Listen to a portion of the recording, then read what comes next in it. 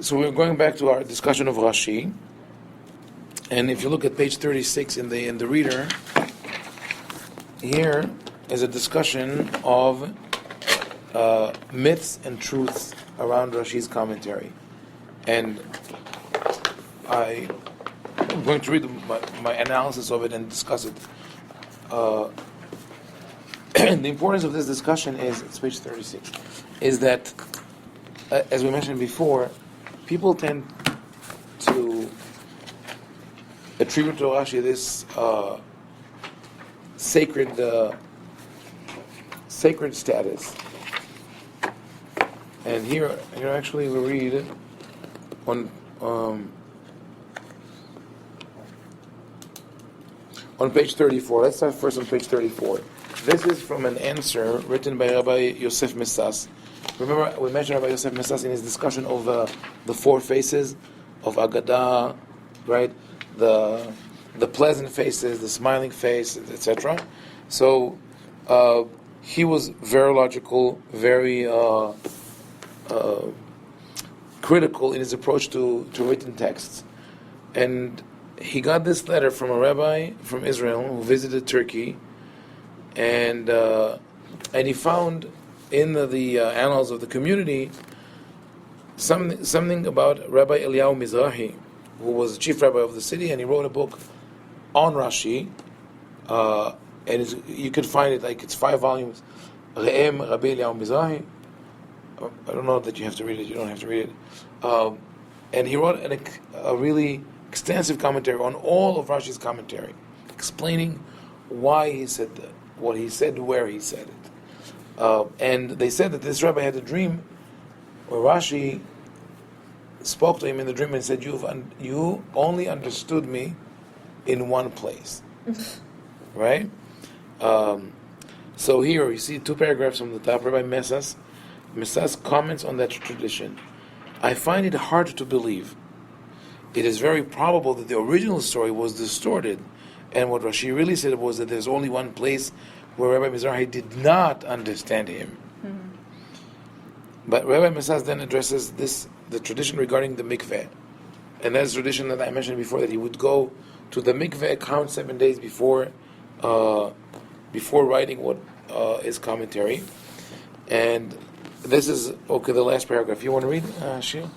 Where? The last paragraph. This is just a humorous exaggeration meant to encourage people to study Rashi thoroughly. If our thorough study reaches a dead end, however, we are allowed to argue with Rashi, because with all his greatness he was human and therefore fallible, as we can see from the many arguments against him by the Tosafot and other commentators. Even his grandson Rashbam writes in his commentary to Genesis chapter 49, verse 9, that whoever explains this verse in a certain way is mistaken, clearly referring to Rashi. The great fear of saying that Rashi was mistaken is unwarranted, since we find in the Talmud many statements regarding errors committed by Talmudic sages and even angels. See all these sources, right? Now, if angels could err, what can we expect from a human being? Okay. What do you think of this statement by Rabbi Messas? Is it considered an Orthodox Sephardic rabbi? Makes sense. Right? It makes sense. Yeah? But it was heretical, right? To some it would be heretical. How could you say that? But he goes on to say, he says, the Talmud itself says about certain rabbis that they were mistaken in understanding the biblical text. So if they could have made a mistake, why not we? No one is above the law. No one is above error. And he uses his knowledge of Rashi's commentary and Rashbam's commentary.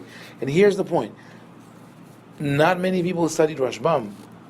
After Rashbam was the grandson of Rashi, he was more logical, more critical, more analytical, and people tended to go back to Rashi, who was more engaging and more interesting. Another famous commentary to the Torah, Ibn Ezra, is very comprehensive and methodical, but not well studied, because it's too dry. It deals with grammar, and when he criticizes people that he disagrees with, he's very harsh. So people sort of drew away from Ibn Ezra. Nachmanides is a very interesting and engaging commentary.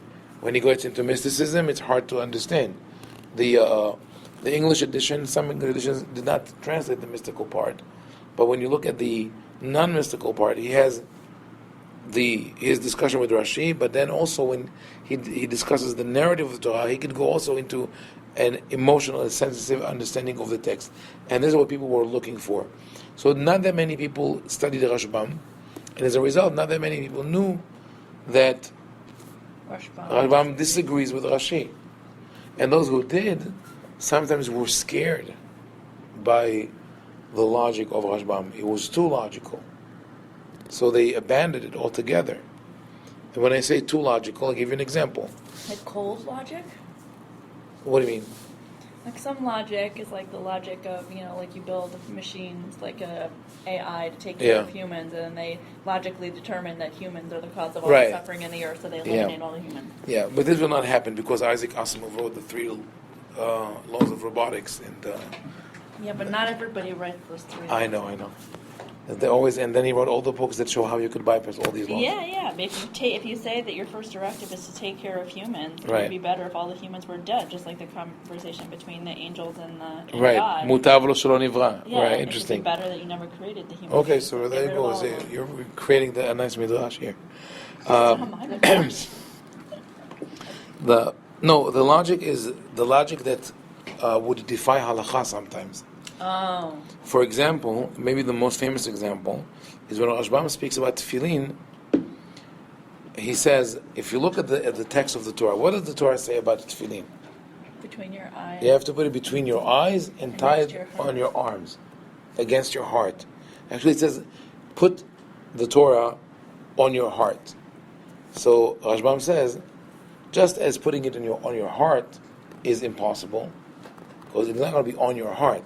It's going to be next to your heart, right? Or on the skin where where your heart is inside the body, sort of like that.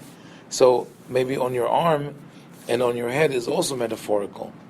He says the pshat of the pasuk is that this is a metaphor, meaning always remember the words of the Torah. That seems pretty clear from context. Yes, actually. right? Yeah. But no one dared saying that. Rashbam says, it's, if you give me the Tanakh 1 second, I'll show you. You have a similar pasuk in Shir HaShirim, where the woman tells her beloved, "Simeni kahotam al libecha, kahotam al zeroicha." Wear me like a seal on your arm, on your heart. It's chapter 8, verse 6. Let me be a seal upon your heart, like the seal upon your hand. So obviously it doesn't mean that she will be worn as a... That is disgusting. Yeah. I wonder if you're actually going to wear her. Yeah.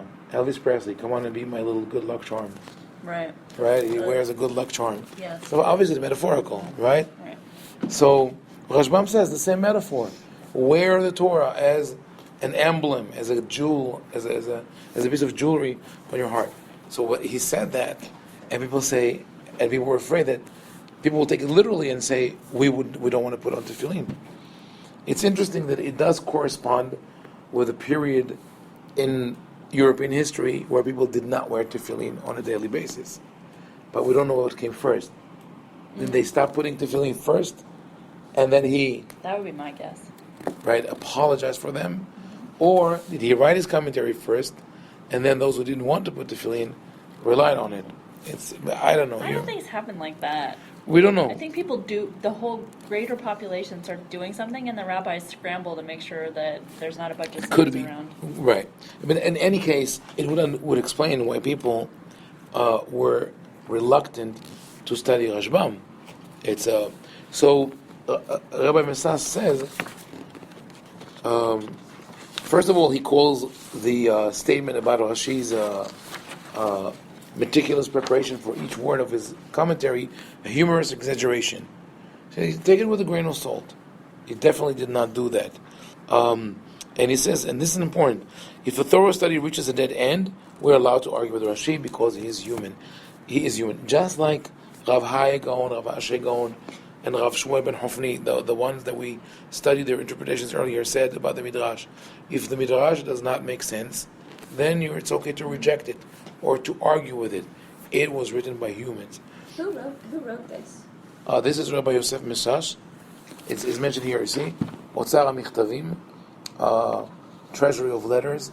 He lived from 1890 to 1974. What was the response? That's interesting. His Torah was pushed aside for a while, mainly by the chief Sephardic Rabbi of Israel, previous one, Rabbi Ovadia Yosef, who didn't like his approach. And even today, there are people who say, "Oh, Rabbi Mishash was not such a halachic authority or a deep thinker like Rabbi Ovadia Yosef." But obviously, part of it was because of his certain Liberal tendencies. certain rulings that were considered liberal, even though it was not. If you would ask him, he was not a liberal. What he was a humanist. He was a person who understood the needs of the community, the needs of the time. He was very well aware of the changes in society and culture. He was also a historian. He studied, so he had not just this limited look of halacha and Torah, but the broad perspective of everything that has to do with human experience. So that is definitely, I can tell. Definitely, he is one of my heroes in terms of as a leader and as a teacher. He's definitely there. One of his famous, now it became famous, rulings was for a man who married a wife. His wife was from a small village in Morocco, and as was tradition, she covered her head. But then they moved to. He found a job in Casablanca, which was a major city, already influenced by French culture. And she said, "If we live in Casablanca, I'm not covering my hair." And he describes how there were disputes in the family, and his parents got involved, and it didn't do any good. And eventually, he decided to reanalyze and restudy this whole issue, and he came to the conclusion that the whole concept of covering a woman's head depends on the consensus of women, of what they consider modest and of what they consider acceptable. Wow. And he says now that all women agree that covering the hair is not a sign of modesty, then Or is not a sign of immodesty, more importantly. right. He says in Hebrew, "En kan tzniut ela tzviut." He says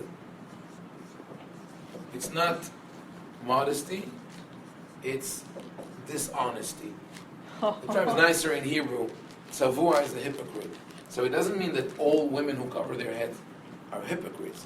He says if your mark of religiosity is the hair covering, that's hypocrisy, because that's not what makes you Pious. or not pious. Modest. So he's the one of the few rabbis who dared say it, because all women at the time did not cover their hair, and so there were rabbis who singled them out as sinners. And he said, "No, I look at them and they're righteous, good, observant, respectable women, and I say that they're not. They're right. This is what they decided." It's an important teshuvah. God willing, I translate part of it, and I hope to work on the full historical context before and after. So, but this is who he was. So it was really a very very interesting personality. Yes. In order to arrive at a psak like that, he's not arriving independently. I mean, there's right. I mean, There is a process. Right. There's a process, and there's an exploration, as you Right. noted, of the of the precedent, Yes. halakhic precedent, and also the minhagim, the minhag of the community, Right. and so, but ultimately, then I guess I'm kind of curious then about where the halakha then falls. Right. given that any given rabbi with his or now her independent understanding of the process of, can come up with psak that is on either side Right. of the leniency. Right. So, okay, there are a couple of elements that you mentioned that I have to address. We'll start from the end. The concept of lenient or strict is subjective. And already poskim in the 15th century said that whenever you think you're strict, you'll end up being lenient, because a chain reaction starts of actions and words and decisions, and at a certain point, your strict decision of today will be lenient in the future. So, on a very simple level, you say, if one decides to be strict and not to allow swimming on Shabbat, for example, and because of that, people who live in a religious community not far from the shore will decide when they're adults to abandon Judaism because it's a repressive religion. Then here's your leniency. You were strict on Shabbat, but you were lenient in allowing people to lose their religion. Or, like the discussion of putting out fire on Shabbat, if you decide to be strict and not to put out fire on Shabbat, you're lenient in allowing People to die. people to die. They're very lenient to say it's okay for people to die. That's leniency. It's not, if you look at it in terms of strict, okay, that's one. The other thing is, Rabbi Mashash addressed those two questions when he wrote the Teshuvah. He said, I need to find a solution for these people. He says, when I have to find a solution within halakha. I have the option of telling them, you don't belong in halakha, goodbye, or I want to find a solution within halakha. So he will try whatever is possible to make it possible, to find a solution. And then he says, when I looked in the books of the rabbis of the previous generations, all I found was a prohibition on top of prohibition. So I decided to go all the way back to the source, to biblical Mishnaic Talmudic sources. So that is the answer. You go to the Bible, you go to the Mishnah, and you see how the rabbis of the Mishnah understood the Bible. So for that reason, no one can ever come to the conclusion that it's okay to commit murder. Because Torah says very clearly, lo tirza. There's no way to bypass that. Why is that sometimes translated as not kill? Because that's not what it says. Rotzah is a murderer in Hebrew. I know. Yeah. It's only because modern legal definition between killing, manslaughter, murder. Okay. I think that's the reason. Or maybe people felt that it's too strong of a word. But anyway, you could find more about Rav Misas. I started Facebook. I didn't continue, but you have a couple of maybe 30, 40 entries translated from his work there. It's cool. If you look Rabbi Misas, and other people did also. Now there's a sort of reawakening to his teachings. So on Facebook, search for Misas, Messas, and you'll find it. Yes. Another point. Just to push at it a little bit more, given that he is a respected rabbi who is able then who derived his psak from the earliest sources, would his contemporaries then honor his psak as well? So interesting. So there is, like I said, a reawakening. Some people go fully with his psak. Some people say there is a rabbi in Israel, Rabbi Zarmati, who published all of a concise volume of all the psakim of Rabbi Mishash, but he says in certain things we don't follow that. For example, with the glut, meat, the stringencies of the Sfaradim, but he said this is the halakha that if you follow him, it's okay. We just don't have them in hag to follow it. I personally, whenever I can, I use his psak and I make it known to people. That's what, even the way he writes about Rashi, that is an interesting. I'll give you another example.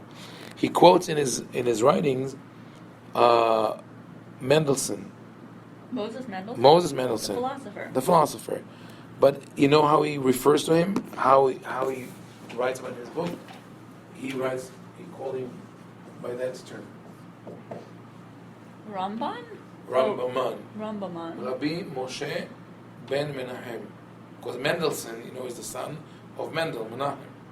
So he calls him Rabbi Moshe ben Menahem. Was he actually a rabbi? Yeah. Oh, I didn't know. He was, but in Orthodox circles, he became, of course, Rabbi is not. He's a heretic.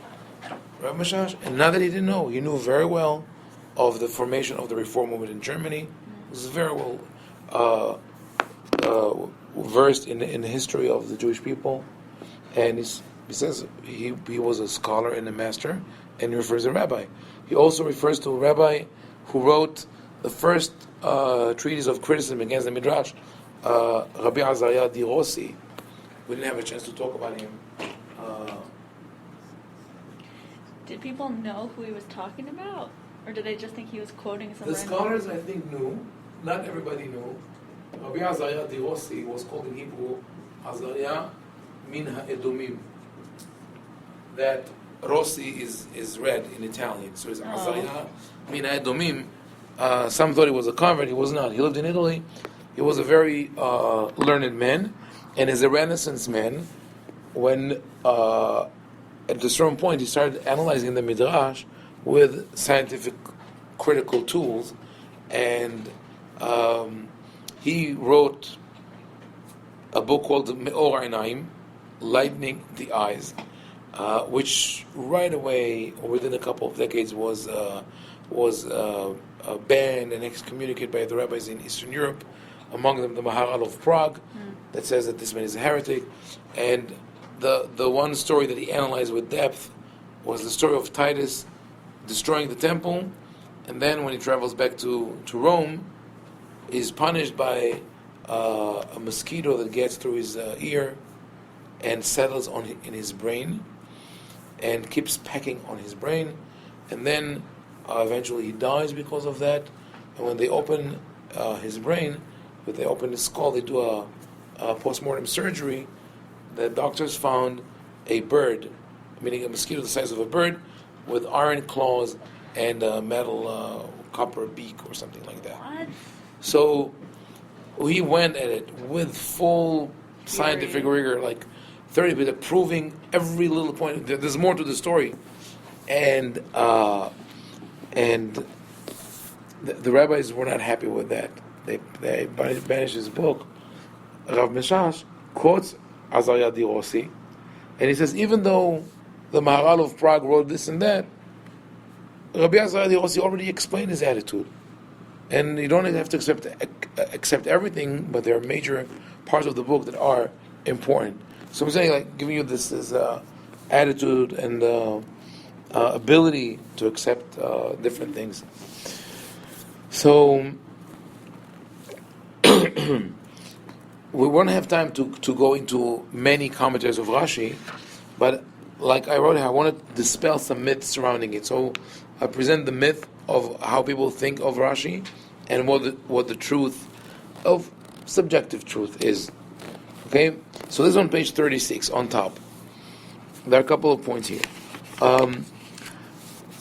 Rashi commented only when the text presented a problem, or as teachers and rabbis love to ask, what was bothering Rashi? Right? Ma yafri'a Rashi. I'm sure you've heard that, right? What was bothering Rashi? So we have to, and the answer is that there are many instances where the text is not problematic, but Rashi uses it to deliver a message, or because it found in literary beauty. The question we should be asked is, what was Rashi's intention or agenda when he wrote this? Right? Like, when, for example, we said, Bereshit bara Elokim et hashamayim v'et haaretz, the whole story of Genesis, and Rashi says, Lo haya tzarich latchil et haTorah ela miBereshit, ela me'achodesh hazeh lachem. The Torah should have started at this hachodesh hazeh lachem. This month is the first month of the year, which is Shemot chapter 12.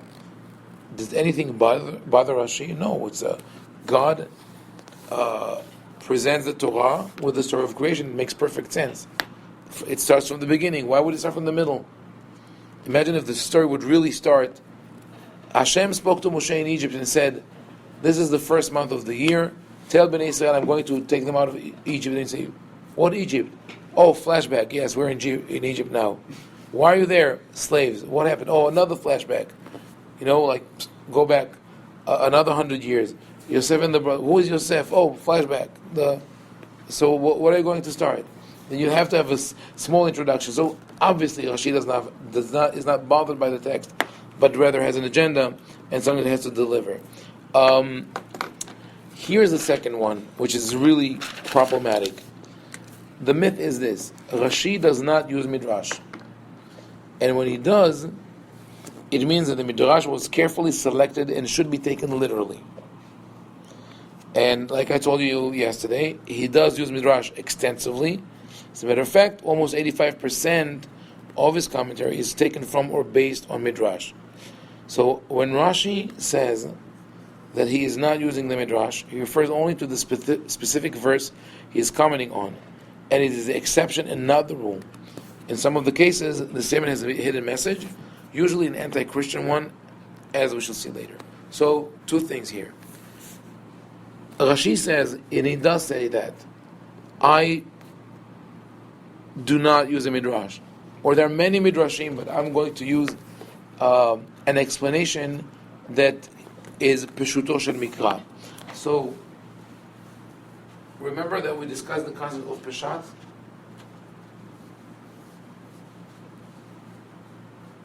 And not as understood today. Peshat is from spreading out. As in spreading out a scroll. So Peshat is something that fits the narrative or the full text, not just one word. If you only explain one word of the pasuk, it's not Peshat, it's Midrash. So not necessarily Rashi, it means I'm not using Midrash at all. So meaning that when he says that he writes Peshat, he means I'm going to offer a translation that works with the context of the text. That's number one. Number two, remember we said there are certain Midrashic sources that Rashi did not view as Midrashic. And one of the more important sources of that category is Seder Olam, which is the Biblical Chronology. And Rashi uses this Seder Olam as a Mishnah. He thinks it's a Baraita. So, and a lot of the material that is sunk into Sefer Bereshit comes from Seder Olam because that's where we have most gaps. When was, what age was Yitzhak when the Akedah took place? How old was Rivka when she got married? How old were Shimon and Levi when they attacked the city of Shechem? And so on and so forth. So all these things, Rashi says, I don't use Midrash, but without knowing that he is really using Midrash. But there's another point, and that is this rule that in Hebrew it's called this Shnei Ktuvim Habain Ke'ehad Enam Melamdim. You cannot learn from two simultaneous verses. Meaning, if we have a rule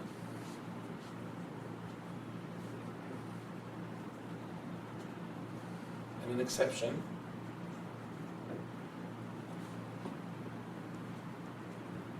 if we have a statement that is an exception, we start with the exception, right? Then we can assume that there is a rule. For example, if I say that you walk into the building, right? Into this facility, and I say, do not eat in the library, right? We assume you can eat anywhere else. You assume that you can eat everything everywhere else, right? So here I'm saying with the exception or the prohibition is one, and the rule. What if I say, what if there be shnei ktuvim, right? I say, do not eat. This is not a good example, actually. If I want to extend it to something else, there will be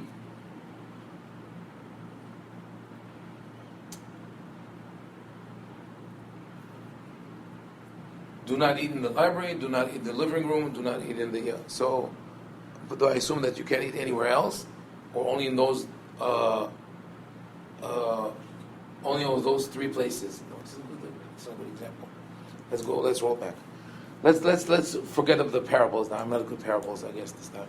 Let's go to the actual thing. If Rashi would have said in his commentary, in one place, I do not use Midrash, that is the rule.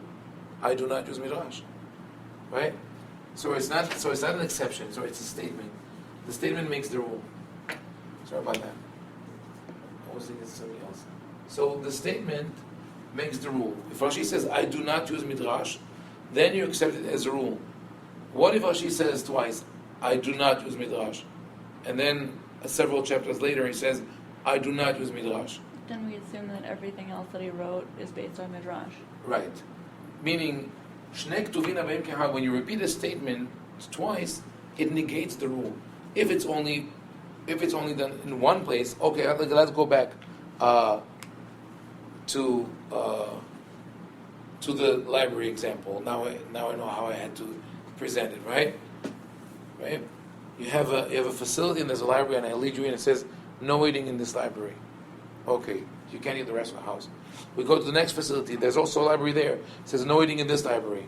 So anyway, I already know the rule that you don't eat libraries. So meaning in this library, in other libraries it's okay. Especially if I repeat it in the third house. That's another rule in the Gemara, that if it's repeated three times, definitely it's only local particular. So if I repeated my warning, do not eat in the library in 3 buildings, then you know that it doesn't apply to other buildings, only to these ones. So Rashi not only says it twice, he says it about 14 or 15 times in different versions throughout this commentary on Bereshit. So the answer is that instead of taking this as the rule, we take it as the exception every time, every single time that Rashi says, there are many midrashim, but I don't want to use them. It doesn't refer to his general commentary, but only to these psukim. Okay. Also, this stems from the problem that Rashi... So that he uses Midrash in other circumstances, but he doesn't use it in this one. In right. The ones Only when he that. says clearly, I do not use a Midrash, that's where he doesn't use it. So Elazar Twito, like I said here, suggests that the reason for that statement is polemic with Christianity, because remember we spoke about how Rashi lives in a community which is surrounded by Christian different Christian communities, and there's always attacks and assaults from the Christian thinkers on Judaism. Later on, it will develop into the Crusades in one place, and the disputations in other places. There were cases of conversion and cases of martyrdom. You always have to dispel the attacks of Christianity against you. Just like we saw with Maimonides answered by saying this is Midrash, and I don't have to believe it. What Rashi does, since he's familiar with the Midrashim that the Christians are using, he says there are many Midrashim, but I'm not going to use them. I'm going to use my own Midrash, or my own interpretation. And in some cases he says there are many Midrashim and I'm not going to use them, and he brings his own a Midrashic source. So one classic example for that is something that really left many commentators perplexed, and Elazar Twito, who I mentioned before, offers the answer. And that is this pasuk in Bereshit, after the sin, or whatever is the act of eating from the fruit of the tree of knowledge, the Torah says, Vayishma Adam v'ishto et kol Hashem Elokim mithalech bagan leruach hayom. They hear the voice of God, who's walking in the garden with the breeze of the day. Right? So what is this? How do you understand the pasuk? sounds anthropomorphic. It sounds anthropomorphic, and it would fit into the whole story of Bereshit as a more midrashic,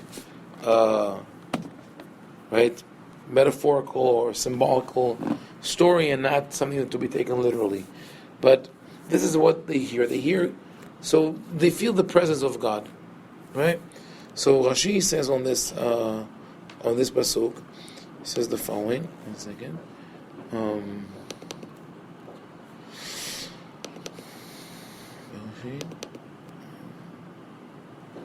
should have included it in the text, but it's just I realize this we have to look at it. So this is the pasuk itself is in chapter 3 of Genesis, verse 8. So let's see what Rashi says on it. Rashi says this. There are many midrashim on that pasuk, and the rabbis already presented them all in Bereshit Rabbah. But that's in the library, by the way. So the rabbis already took care of all the midrashim. Uvishar midrashot, and in other anthologies. Va'ani lo bati ela lipshuto shel mikra. All I want to present to you is, Rashi says, pshuto shel mikra, which we'll say here is the simple meaning of the text. I want to tell you what is the simple meaning of the text. ולאגדה המיישבת דברי המקרא. ולאגדה. He says, I am using agada. So in the same place where he says, I'm not using the midrashim, but I'm using agada, המיישבת דברי המקרא, which allows us to understand the words of the Torah in a way that makes sense. Leyashev is to dwell or to settle, right? So what is it that Rashi says? Now we're getting ready, right, for something really amazing. That it's not a midrash; it's something that will reveal new meanings in the text. Rashi says, "Umashma'o sham'u et kol hakadosh baruch hu shehaya mithalech bagan." They heard the voice of God who was walking through the garden.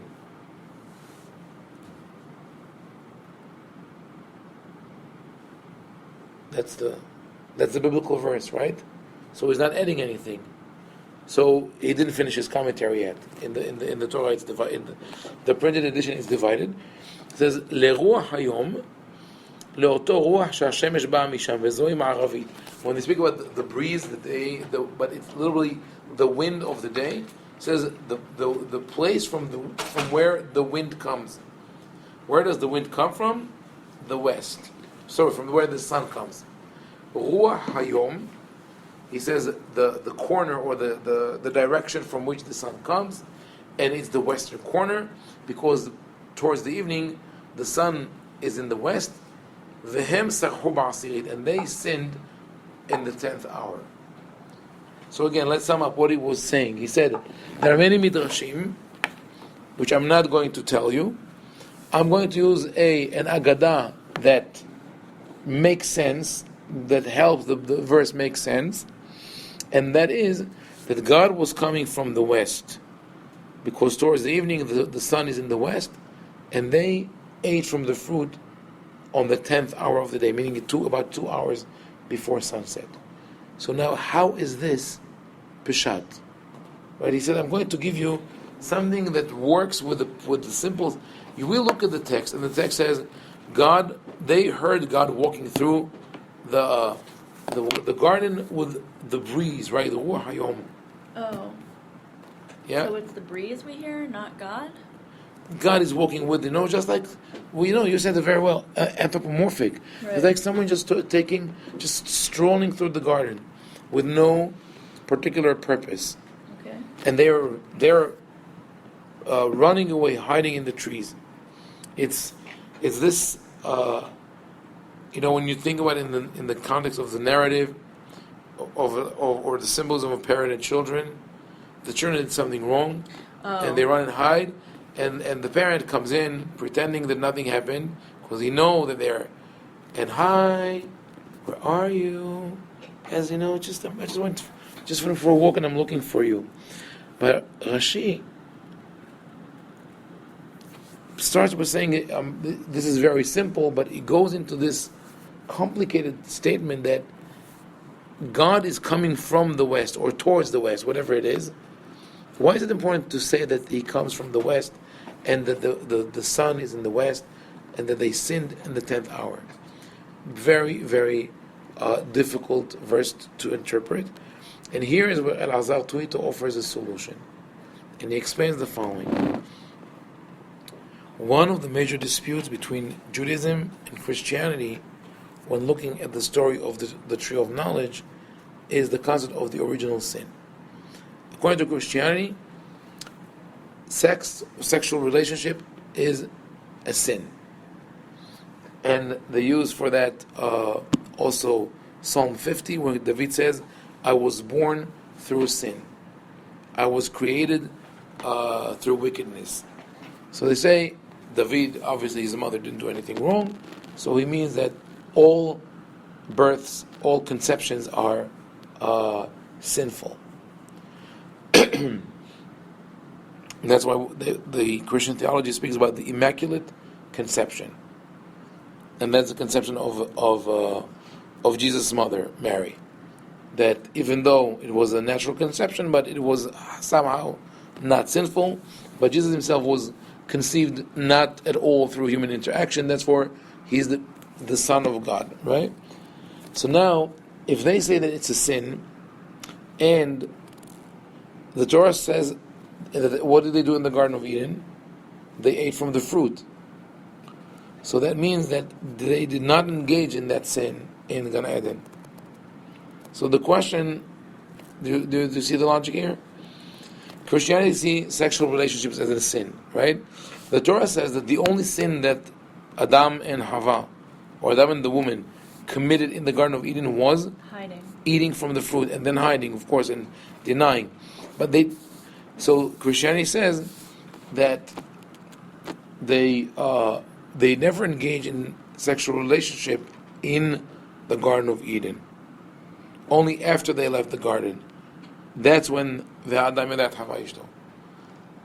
This is one of the major disputes between Judaism and Christianity, and it was also a thorn on the side of rabbis of medieval Europe, because when their congregants look at them and they look at the priests, they see a stark difference.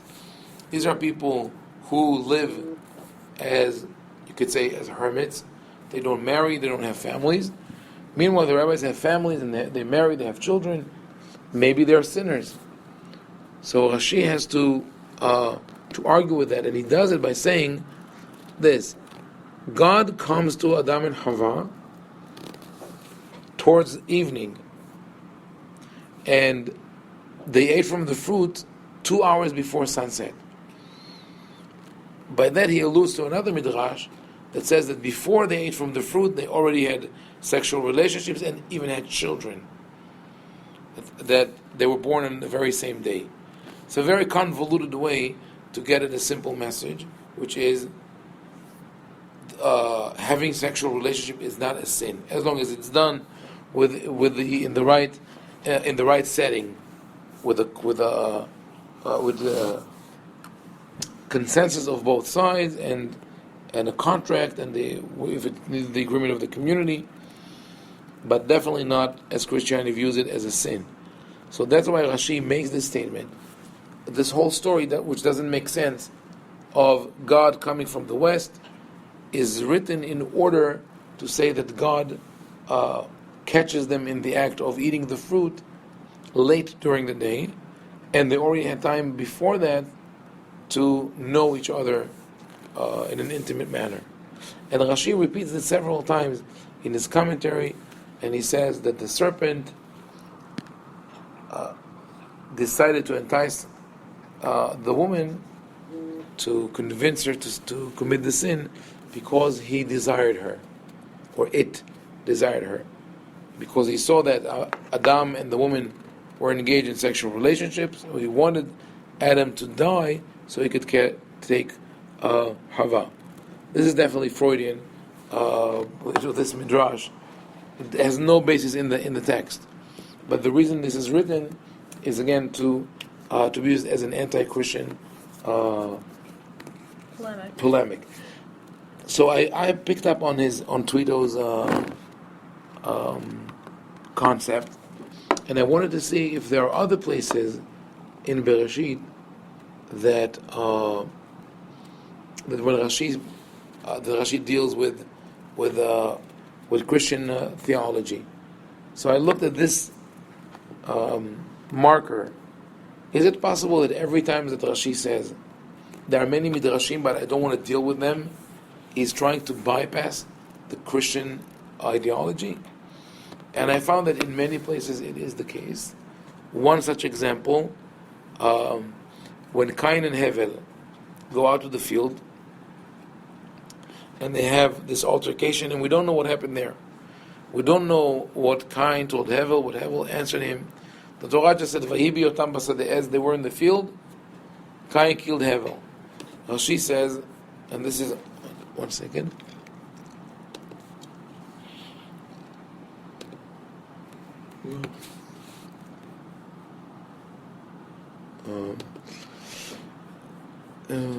Here.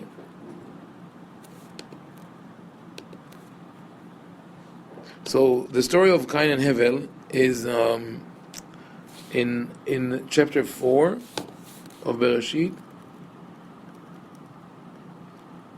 verse 8. I mean, this specific pasuk. Vayomer Cain and Hevel, and Cain told Hevel, and it doesn't say what he said, and then he killed him.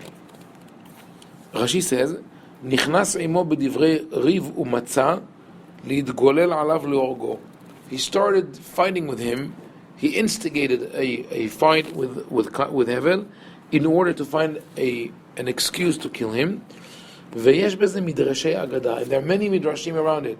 Ach ze yishuvo shel mikra, but this is the simple meaning. Okay, if we didn't have Rashi, the Torah says, and Cain told Hevel, and he killed him. So we would say, yeah, there is a problem with the text, which is, I don't know what Cain told Hevel. Whole conversation left out. The whole conversation is left out. But Rashi doesn't answer that question. He says, he just started, This is the plain meaning of the verse. The plain meaning of the verse is that they were fighting. Yeah, that's what it's written, but what I'm missing is, I'm missing the dialogue. What went on? You took my bike for a ride and without permit. What was the real problem? Right? Oh, no, of course, we know what the real problem was. Why does God love you more than He loves me? I'm a better person. I'm a better person, right? So who's the real culprit in this whole fight? God. It is God, right? Yeah, we'll see. The Midrash really picks up on that. That the story is written in a way that God really intervened in a way that caused more problems. So it's a cautionary tale. In this I think my interpretation is that this is one of the places where Torah says, "Don't do as I did." This is what you should not do. If you have two children, and they bring you gifts, accept both. Don't say, "Oh, this is nice, it's not so good," right? This is what Steinbeck did with the East of Eden. Tried to base his much longer text, but interesting how he worked on that concept of how parents could reject their children, by not accepting what they give them. So, why does Rashi say that? So here, I looked up to see what Christian commentary says on that. Is there a specific Christian interest in the story? And the answer is yes. In the Christian narrative, Cain is Israel, or the Jews, and Hevel is the church. So if Cain kills Hevel, it's the Jews killing Jesus. So Rashi wants to avoid all discussions on that. Because there are many midrashim, but this is the pshat. The pshat is they were just fighting over maybe petty issues, and then this led into this exchange. If we come with this approach of Rashi had an agenda, that really should change people's understanding of Rashi. That it's not an eternal commentary; it is tailored for the time and day of the author, which is the next one of the next points. Okay, here's another myth which we discussed already. There is only one way to interpret the text, Rashi's way, and as we mentioned before, Rashi himself did not consider his commentary absolute and authoritative. He said, if I had time, I would write new commentaries every day based on the new understandings that we have in the text. Finally, we have this thing. The myth is that Rashi was not influenced by outside factors such as cultural differences and religious tensions between Jews and non-Jews, political and economic conditions, or personal considerations. The people say that because when you say that the Rashi's commentary is eternal, you say just as it was relevant to Rashi's time, it is relevant to our days. So no outside factors are involved in this process.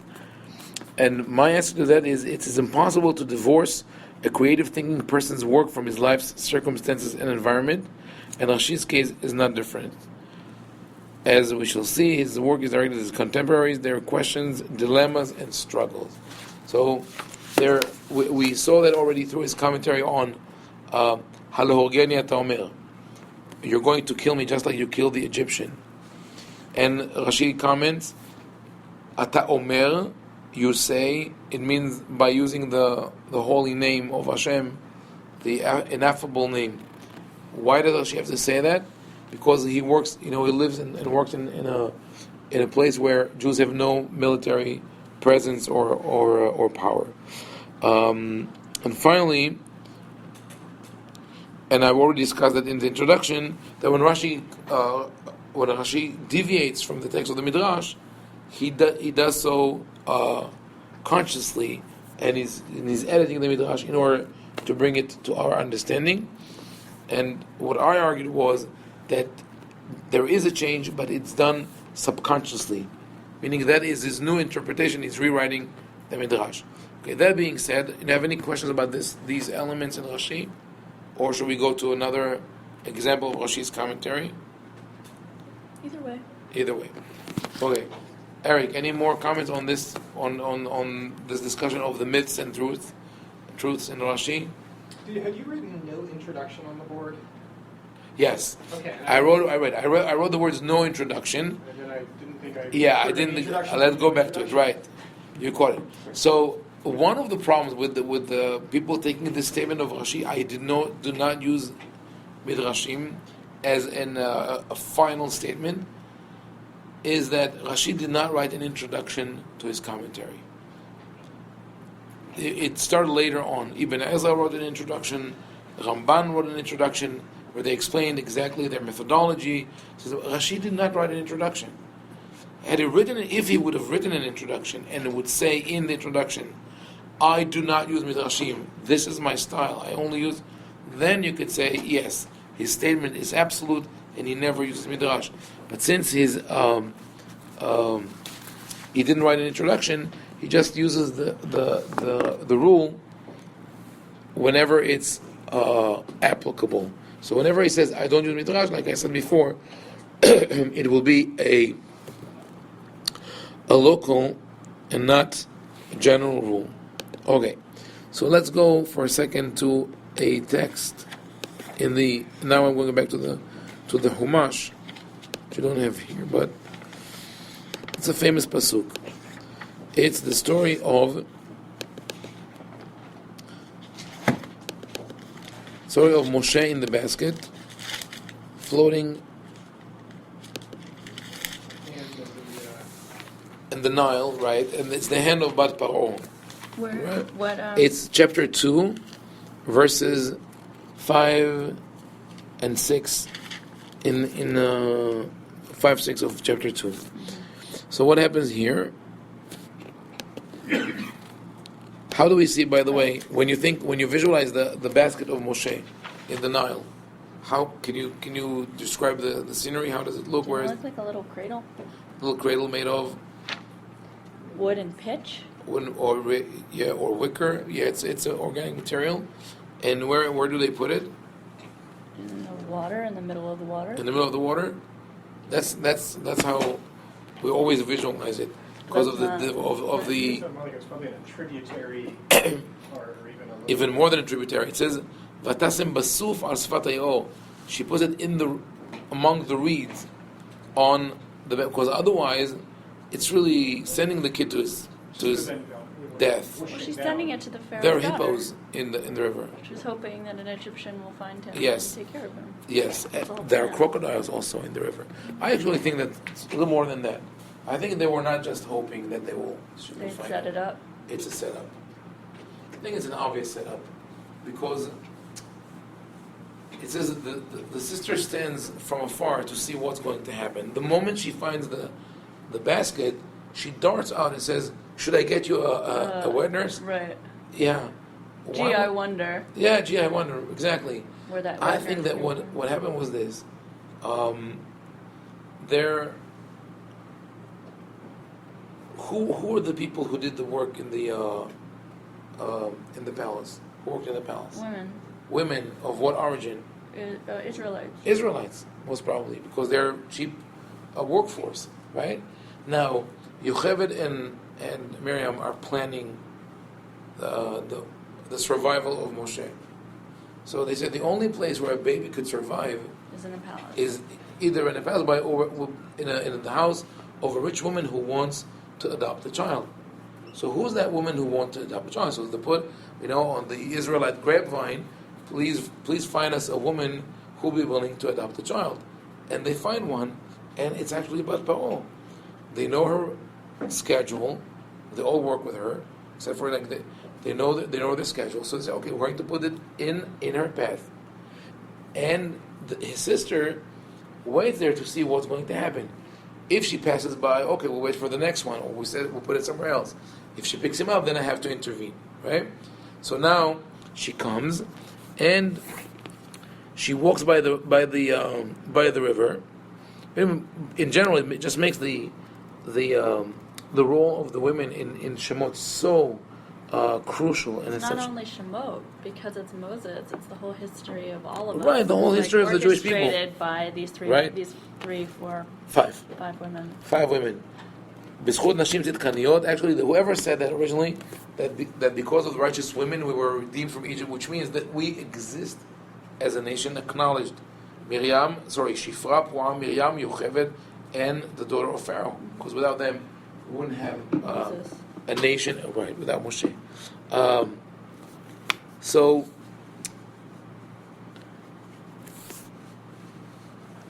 Rashi mentions this Midrash, et Amata. Actually, he's honest. He says, "Vatishlah et Amata vatikahah." The pasuk says, "Vatishlah et Amata." She sent her Ama. Ama in Hebrew with this nikud means maidservant. Ama in Hebrew with this nikud patah under the aleph and the gesh in the mem. Ama means hand, one's hand.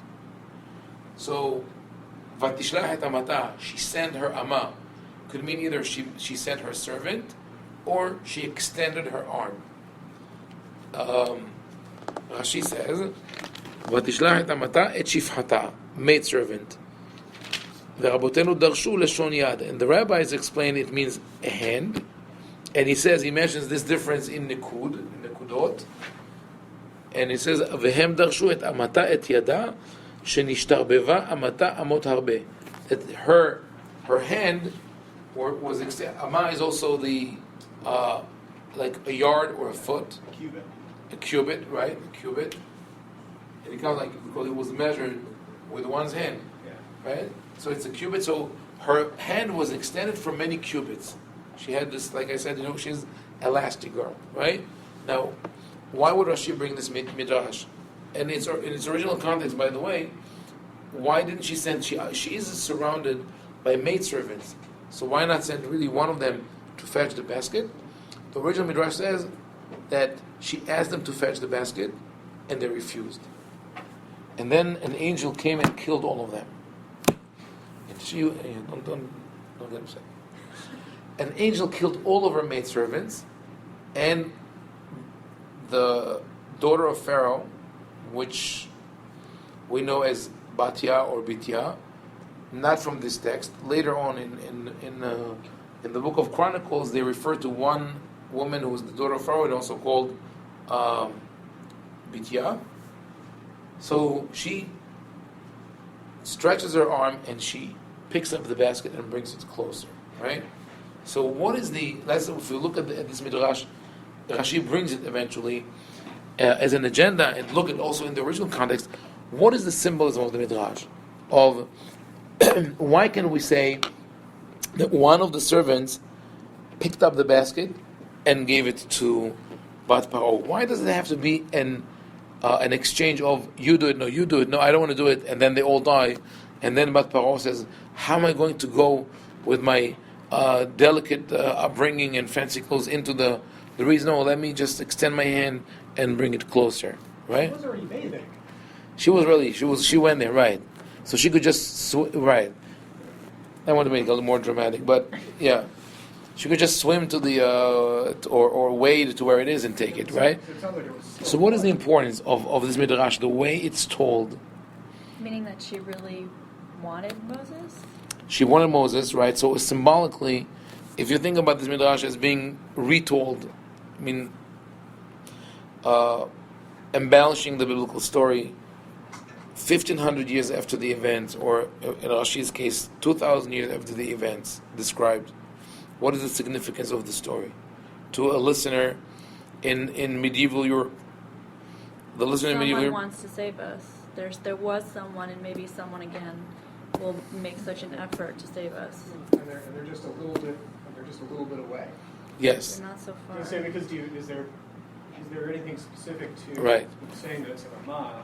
By a stretch of the imagination, right? I mean, I don't know. I realize that it's, as you pointed out, the Yeah, no, I'm saying we can make a pun on the stretching word, that. but- Yes. But the fact that it's not just next. It's not next Yes. to you. It's Mm-hmm. So yeah, there is opposition. Someone wants to help you, but it's not easy. Someone high up in the government, it's not easy. There is opposition.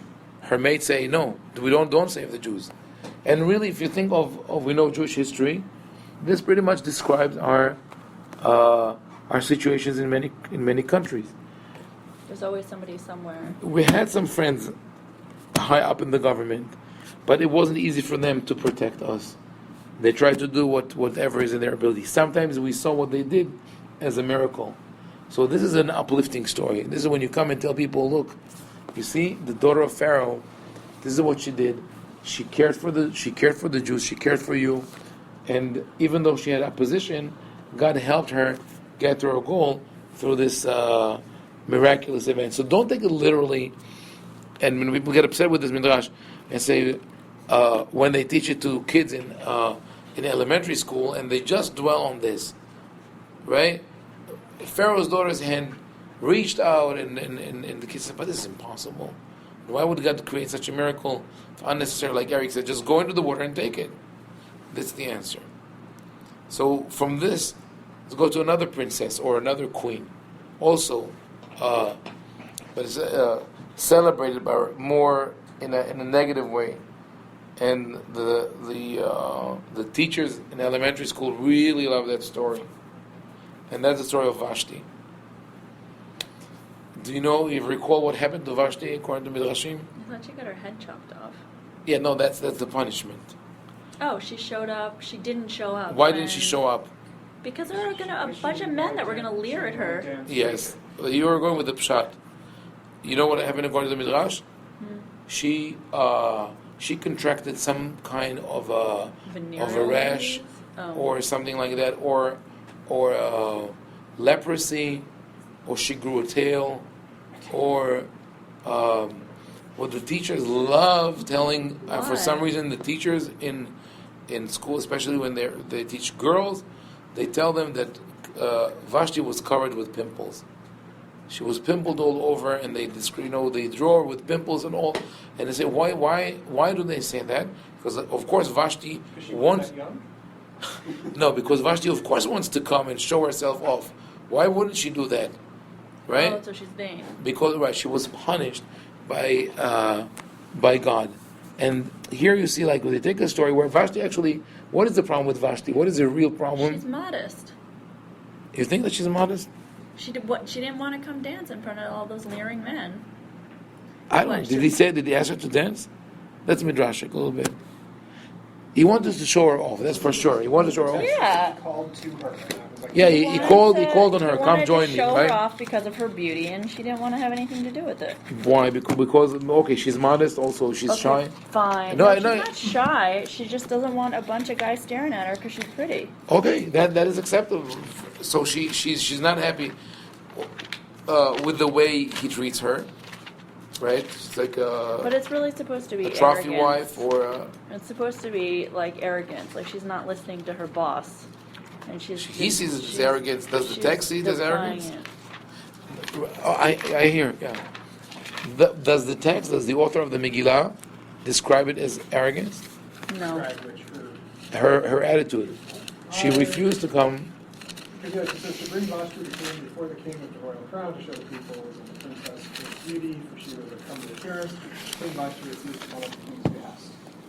Right. Blah, blah, blah. Oh, look, read the last, which was But Queen Vashti refused to come at the king's behest, which was brought by the hand of the chamberlains. okay. I think this is where you maybe we could find the. We have the hands again, is that? Yeah, and it was brought by the hand of the chamberlains, meaning he doesn't come to call her. He sends the chamberlains. After how long? 7 days. Or on the seventh day. So it's natural for her to explode, right? You're partying for 7 days with your friends, and now, oh, let me show you off to my friends. You don't even care about me. She's been hosting her own party for 7 days, though. Yeah, Yes. she's got somewhere to be. Yeah, because she's an independent woman. That's the thing. She's a feminist that lived a little before her time. The world was not ready for her. She's not a negative. I mean, definitely not in the Megillah. Right? She's not a negative person. She might have been perceived as a someone who argues back, but she's not a wicked person.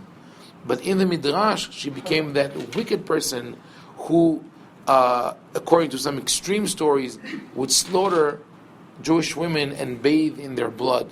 But indirectly, Rashi's complimenting her. And what does he say? So, because the only comment that's here is that on the seventh day, the rabbi said it was the Sabbath. So if she doesn't want to come on the Sabbath, maybe she Oh. doesn't want to violate it. No, because interesting. I don't think she didn't want to violate. Yeah. I'm taking it further. Yeah. Dear Hashverosh, I would like to come, but I'm lighting candles right now and I'm having tons of people for dinner.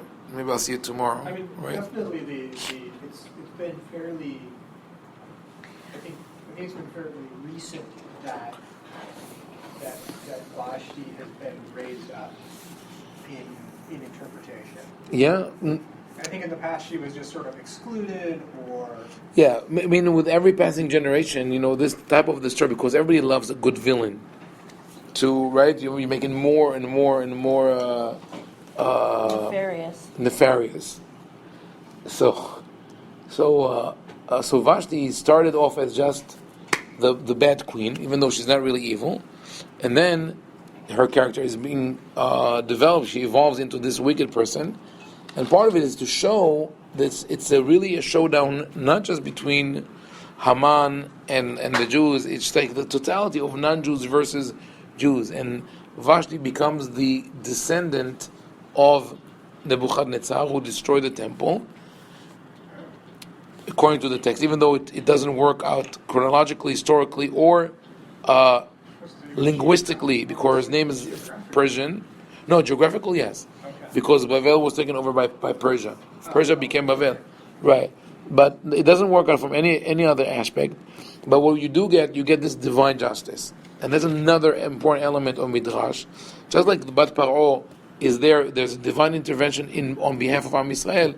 Also with the Bat Paro, with Esther, is this divine justice that we were wronged by the destruction of the temple. The king is drinking with the vessels of the temple. He's dressed with the priestly garbs.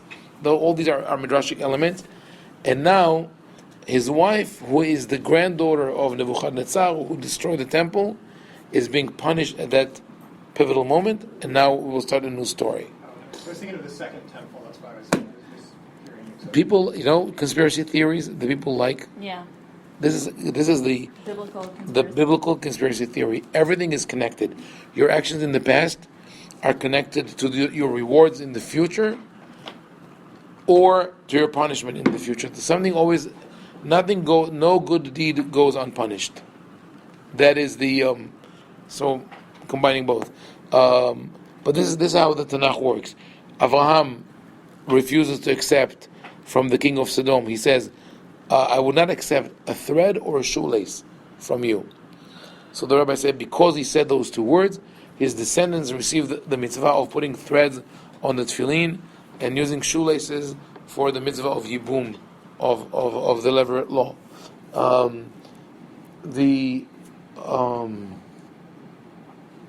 Nebuchadnezzar walked 10 steps towards the prophet, even though it's not in the Torah, when he heard, not Nebuchadnezzar, there's another story.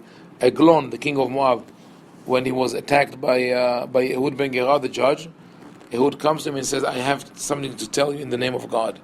So the king gets up to listen, and Ehud assassinates him, because he was the wicked king. But as a reward, his descendant became Ruth the Moabite, who was the grandmother of King David. Even though this also doesn't work chronologically or biblically, but we always have this kind of bringing the story to a closure, but giving your actions some kind of a dimension that is beyond the immediate space and time in which you work. Remind me like a bunch of like boys like trying to think up like a role-playing game. It's like, wouldn't it be cool? Wouldn't it be cool if she's like an ogre, but that ogre was like the mom of like that ogre, and then like wouldn't it just be cool? Like I just think like they're like a bunch of teenagers sitting around making up stuff. Actually, it is exactly that we have exactly this story.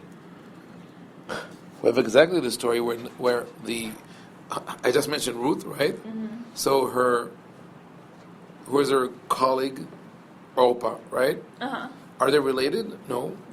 They're two sisters-in-law. But they're not related. They have no blood relation. Mm-hmm. But Ruth becomes the grandmother of David, according to the text. So now we have to make Orpah into something cool. So who is she? She's the mother of. So now find a villain that will make it like. Okay, so here Ruth. Like Amalek or something. Could be, and Orpah. Who would be the arch enemy? Goliath. Goliath. Oh yeah. Wouldn't it be cool? Okay, yeah. Because Ruth's like David's grandma, and but you know what? That'd be great. Yeah. The only problem is that Ruth is the great grandmother of David, right? And Orpah is the mother of Goliath. So when he comes, he needed more time to grow. Oh yes, right. Nobody will care about that. No, right. Nobody will care. The other problem is that that's how you write her name, Orpah. Okay. And the biblical text that proves that he was his son is that he's called Milidei, is of the children of Harapha, Asher Begat. Harapha, Asher Begat. So his mother or his family were Harafa. You see any connection between only if you take out the vowels, right? Reish Pei Hey. Reish Pei Hey. When you switch Hey for Ayin, which doesn't work because this Hey is called Hey Hayediah. It's the article. The. Is a children of the Rafa. So there's no connection between Orpah and Rafa. This is more probably from the word Rephaim, giants. Also, it says clearly Asher Begat. They lived in Gat. Gat is a city in the south of Israel, whereas Orpah is from Moab, on the other side of the Jordan. But it's funny that you mentioned this is exact example is exactly what happened. Okay, but this is really so cool.